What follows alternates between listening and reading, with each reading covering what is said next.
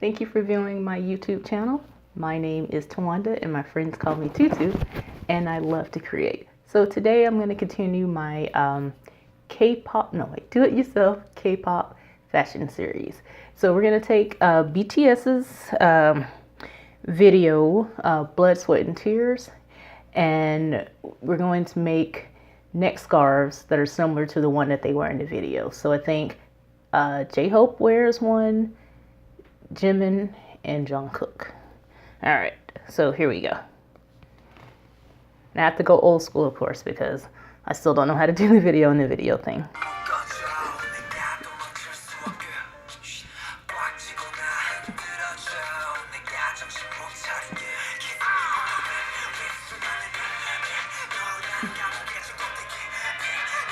All right, and then the iconic part is coming up with Jimin.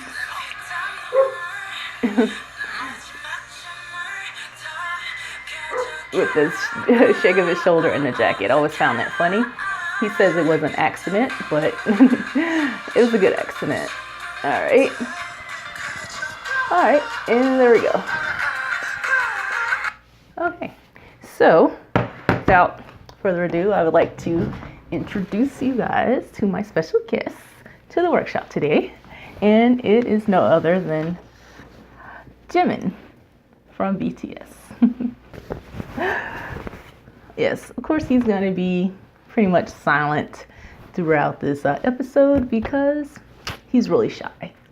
So, Jimin is wearing a neck scarf that I made for you guys as an example so that you can see what it looks like. Give me a second, let me open the blinds and let's get some light.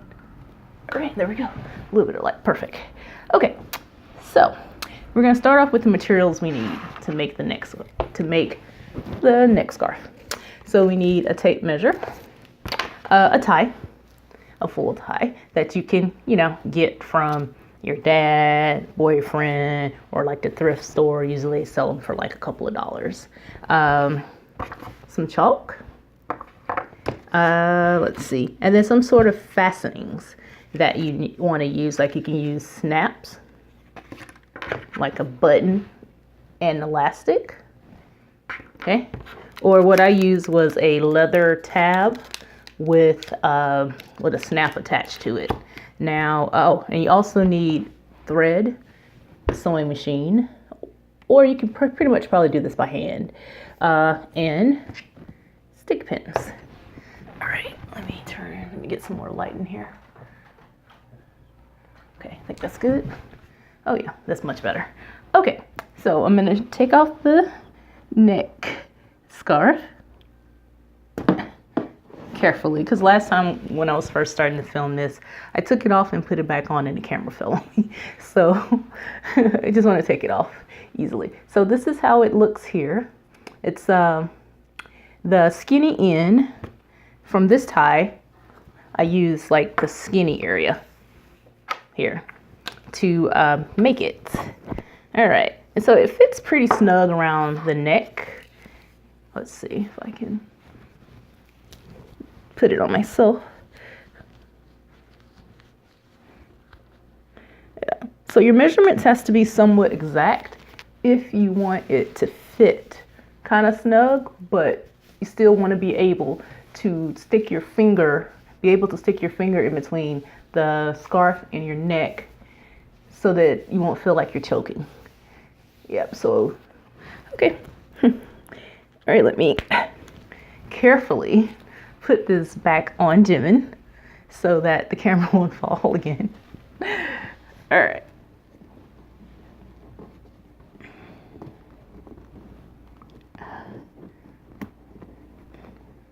Oh my gosh. Do I have it?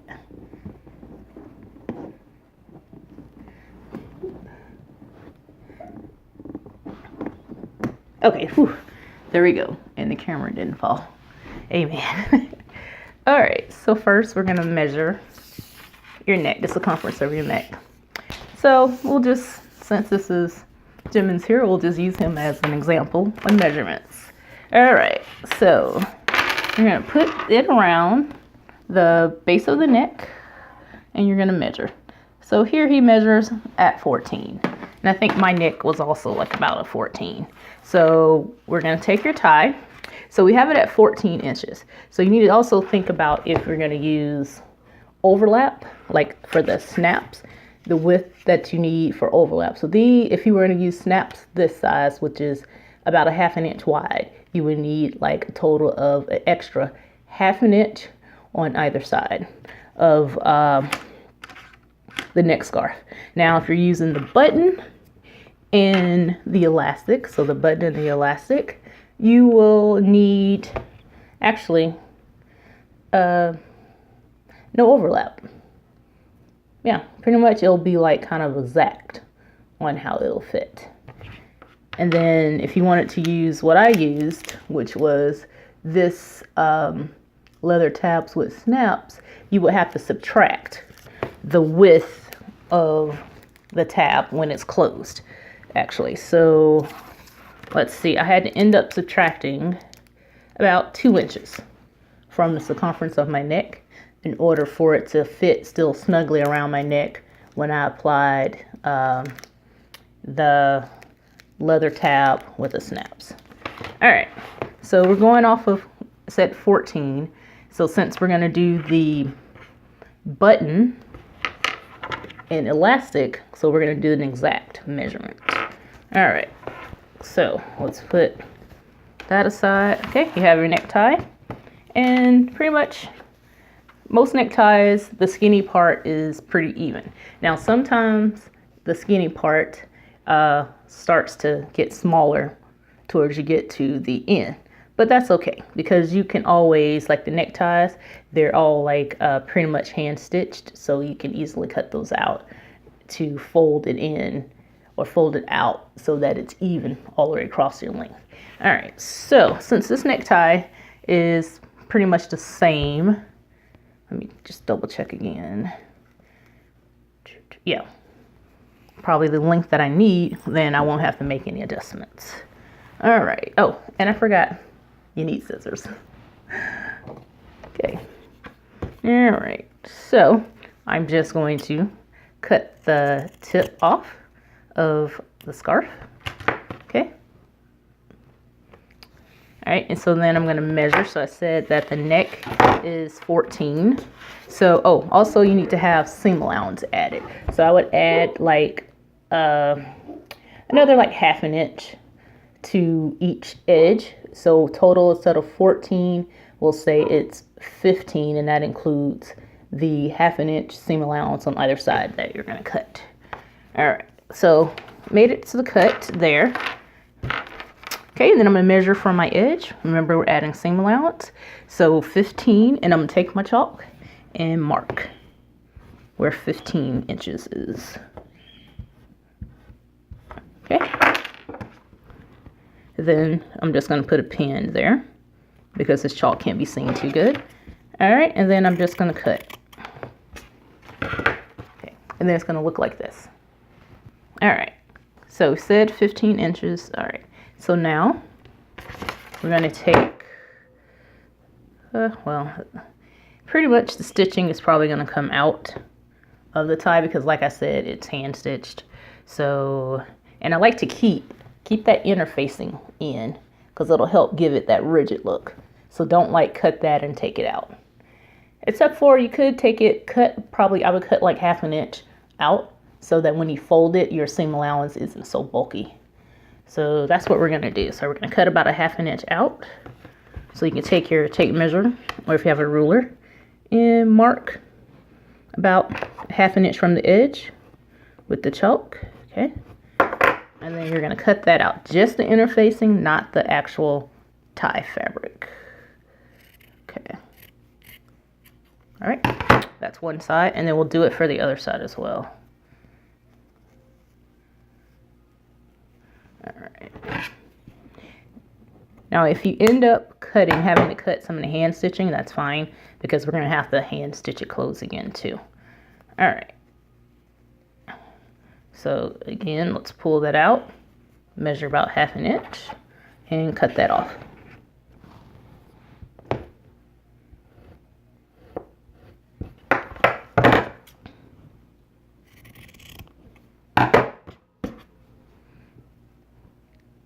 is, okay, so sometimes you'll get like this extra interfacing thing at the for the tie. I guess this was maybe, yeah, when it gets toward the top. So you can like just cut that out or use a seam ripper and separate the seams.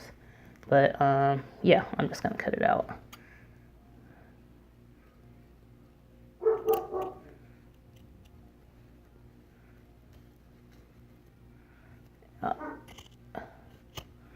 Okay, one side.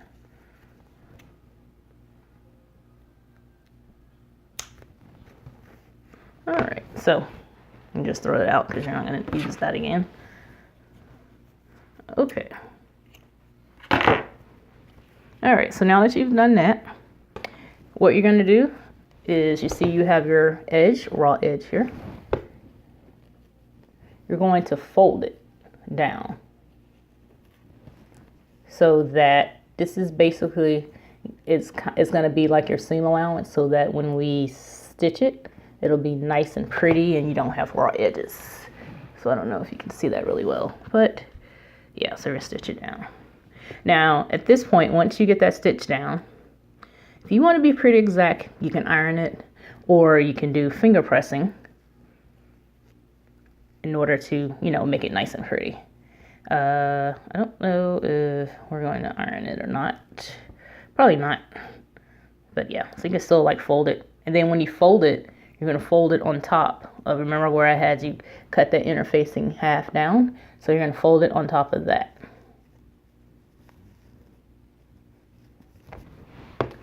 And you're going to put stick pins in it to anchor it down.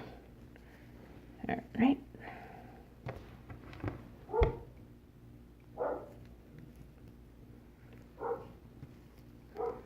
Now you have to be careful because most neckties either use 100% silk or like a silk poly blend, and it does stretches easily when you're pulling it.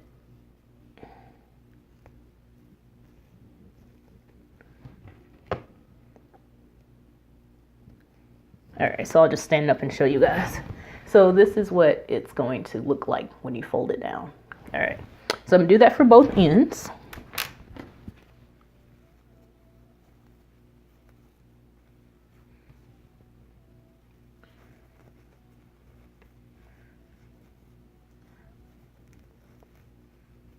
And then for time's sake, I'm going to sew both ends down by the sewing machine. But you can do it by hand as well, like I said. So you really, with this project, you don't really need a sewing machine to do it, because you can just do it by hand with a needle and thread. It'll just take a little bit longer, but yeah. Okay.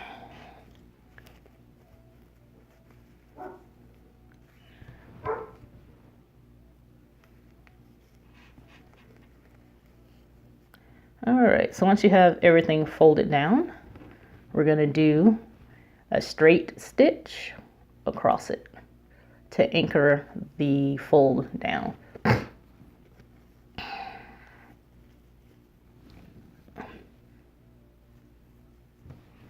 so let's put the extra. I think I'm going to come up with something you can do with like the remaining part of the tie. Haven't quite decided, been thinking about that, on what you could use the rest of it for, but who knows. I'll come up with something. All right, so let's move our supplies aside, bring over the sewing machine. Okay, straight stitch. And you can use a normal stitch or you can use a basting stitch. I'm just going to use a normal stitch for this.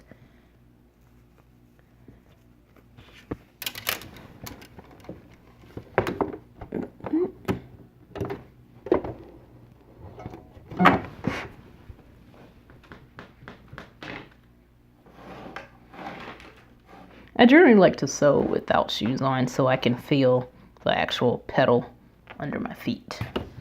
All right, that's just me.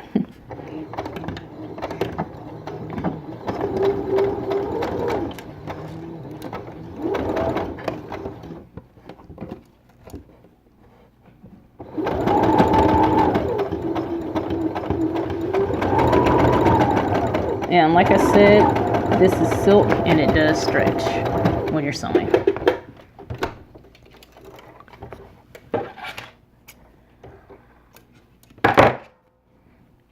So your stitch may not be the best stitch, but it doesn't matter because nobody's really gonna see it.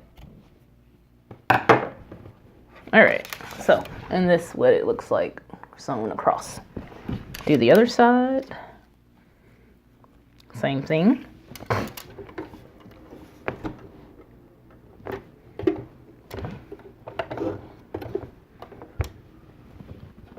Do that, yep.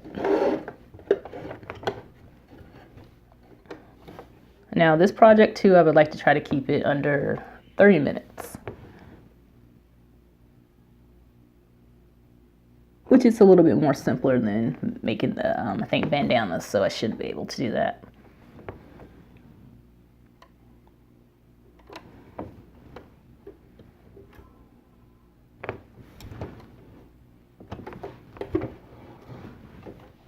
Okay.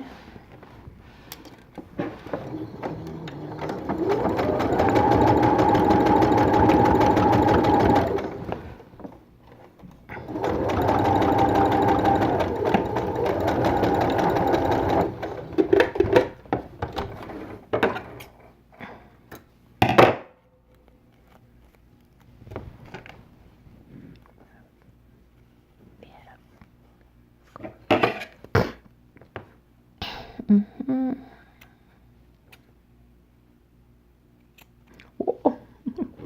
Whoops. I cut something I shouldn't have cut. Well, that's okay because we're going to hide it. Good thing about sewing, most of the time, if you cut something you shouldn't or made a mistake, you can always find a way to hide it so that no one else knows about it. All right. So once we have the, let's see, we can anchor it folded down like this. All right. So you would notice that this is still like hand stitched. That's still closed like the seam in the tie. So you need to find the end of it and knot it off. So then that way they'll cut down the amount of time needed for us to sew the seams down. All right, let's see.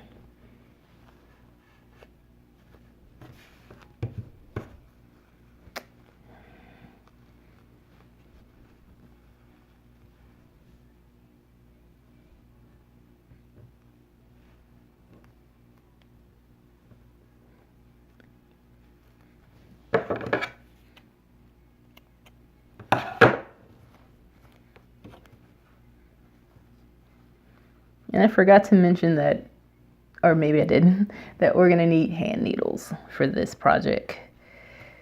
Because we need to see this part, we need to stitch it close. And if we did a machine stitch, it would show on the other side. So we don't want to do that, so we're gonna do hand stitch. So we can keep it nice and neat looking.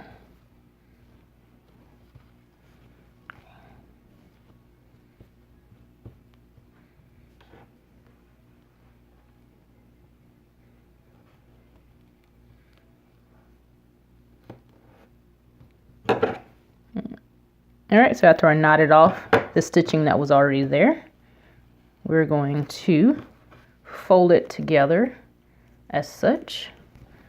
All right, put some straight pins, stick pins, straight pins into it.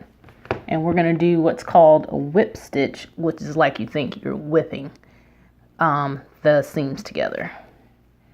All right.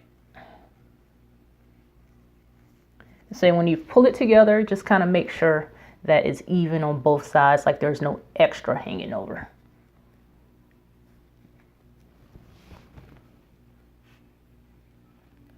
Okay, one.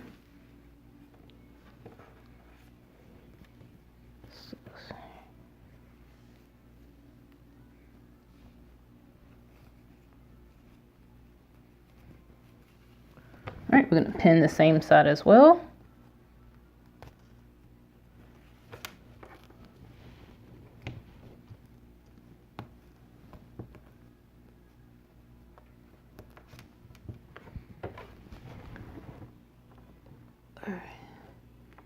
me get a hand needle.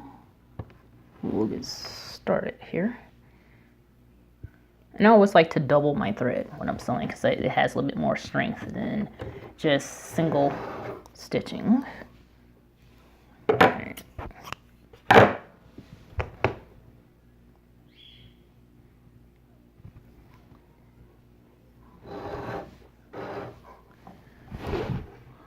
Okay, so cool. I'm doing good on time. It's only 20 minutes. We'll be done in like about 10.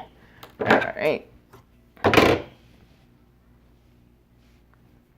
Okay. You double the thread, not like you can see it because it's so thin. Let's see. Maybe you can't. And make a knot. I like to do like 2-3 knots.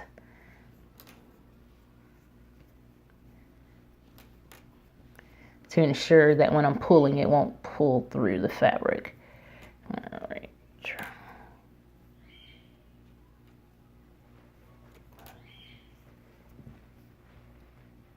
All right.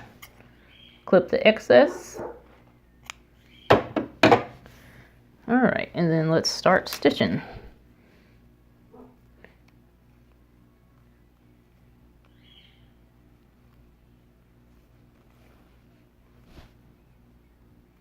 So I'm gonna do this pretty fast because I don't wanna waste time. So it might look a little bit sloppy, but it's gonna be on the inside, so nobody will see it.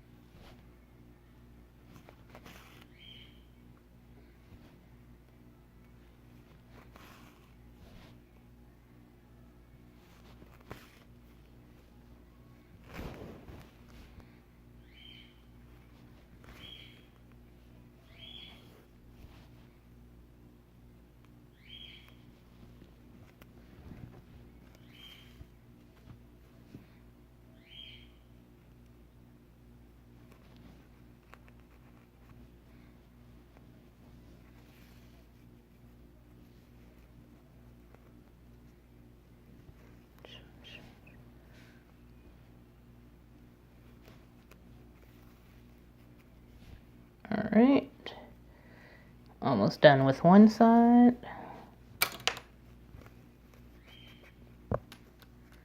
Okay, so I'm gonna knot it off and do the other side.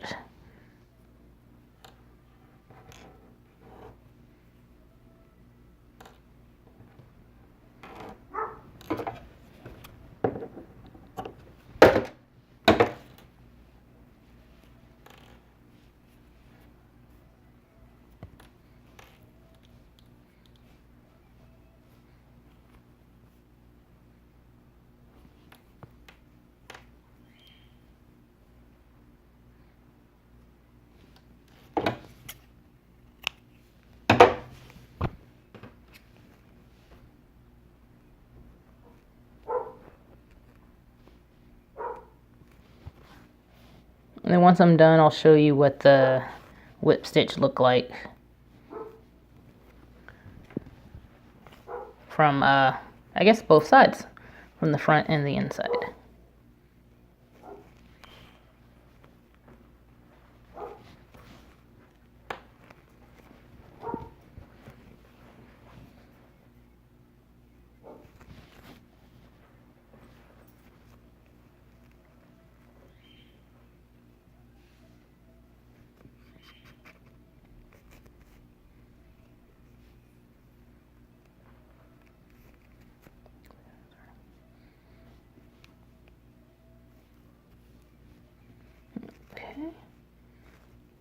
One more stitch and I'll be ready to show you guys.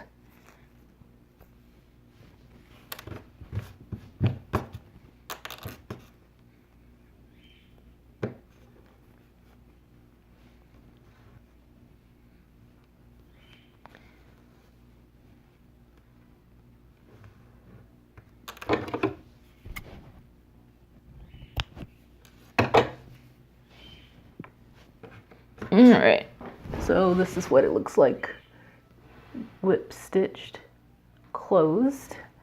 on both ends.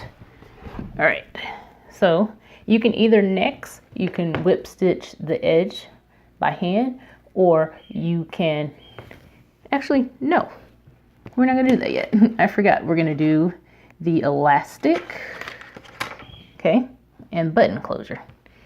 All right, so before you do the next step that I was gonna tell you, so you're gonna decide, you take your elastic, so you need like about 2 inches of elastic.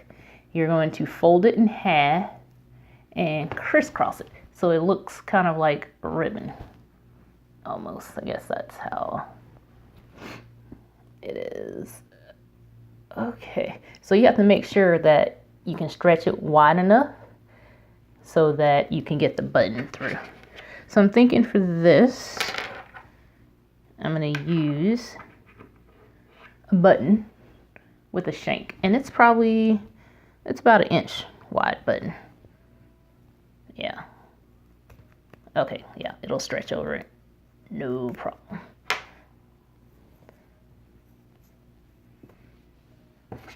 All right, so you're going to decide on which side you're going to put the button. So for women, this is like how it used to be. Well, I guess sometimes it's still the same way. Fastenings usually go right over left, and for men, it's left over right. Now, and the reason being is that the women people used to have to dress the women, and that's why it is right over left for female and left over right. I don't know. That's kind of where I heard about that it was like that, but I don't know the real reason why. I never actually looked it up. Maybe I should.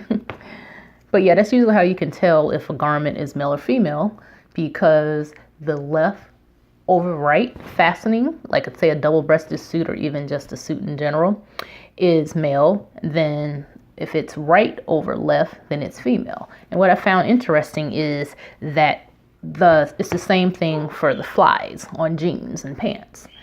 That if it's left, the flap be over the left, it's men, and then over the right is women.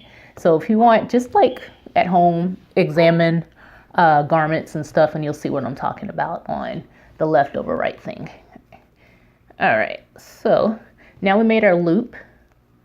Since I'm going to make this for a female, well, it really doesn't matter, because with this you can flip it over and it'll be a male. All right, so I'm gonna make sure I have that down in there pretty good. Okay.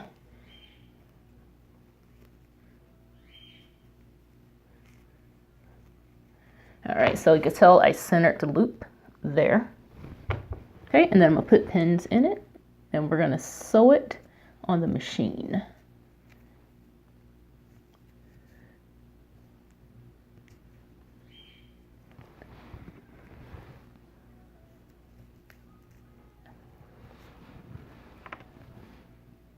Because actually we're gonna sew both edges now closed, because we just needed the one edge to insert the elastic on it. Then the other edge, we're going to use the button so we can close it as well. So I'm going to put pins in it to sew.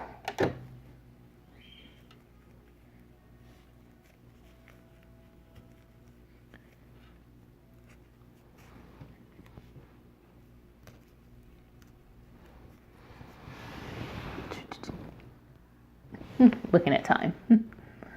All right.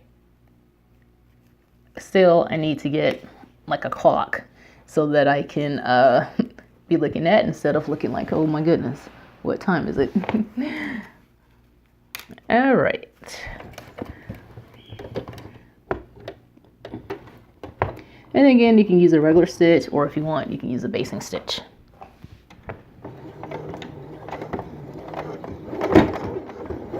Alright, here we go. Over. Oh, and always make sure you backstitch when you start, backstitch when you finish to lock the stitch in place by the machine. Alright.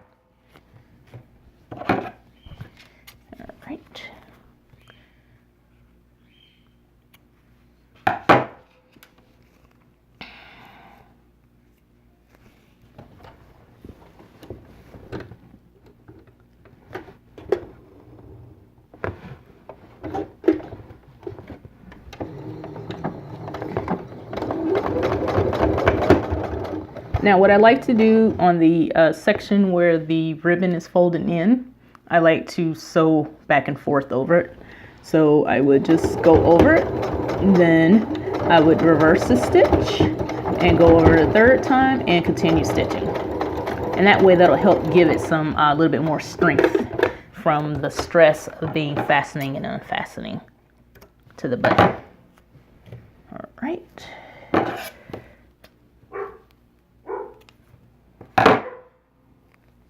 All right, so this is the loop inside. I'm seeing if you can put it right there so you can see.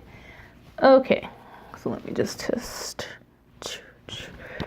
So we're gonna sew the button not right on the edge, but towards the inside. So what I like to do is anchor it, drape, put the two edges together like this. All right, and then you'll know the position on where you need to put the button. So I have to move the button in about maybe a 1/2 inch to 1/4. And we want the red.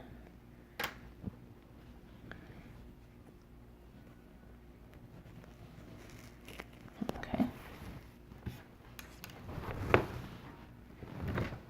I am super excited about the project we're going to start as soon as I'm done with this. My NCT Cherry Bomb Bomber. That project is going to be really, really, really fun. And no, I will not be giving that away. I'm making it for myself, actually, so I can wear it around here in LA. All right. Get some more. Now with this, I like to use about, when I'm sewing on buttons or like snaps, I like to do the thread 4 times. And it's very easy here.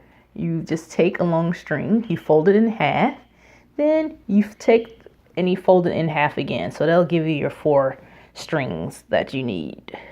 4 like thread thick. Yes, for sewing. Because to me that just gives a little bit more strength to what you're sewing. All right. So you're gonna fold it in half so where you have 4. So what you're gonna do is you're gonna take the two edges and stick it through the eye of the needle. All right. And I use a big needle just so you guys can see. Normally I would use a smaller needle, but